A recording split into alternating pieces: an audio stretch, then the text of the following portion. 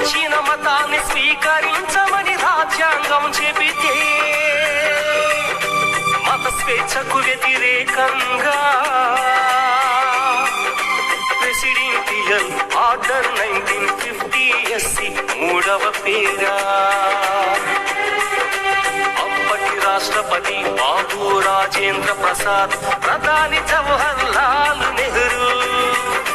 రాజ్యాంగములో లేని మూడవ పేరా చేర్చి, రాజ్యాంగములో లేని మూడవ పేరా చేర్చి ఎస్సీలో వేరే మతంలోకి వెళితే బీసీసీలో చేర్చిన మనోభావులకు అందుకే విప్లవ వీరుడై మండే సూర్యుడై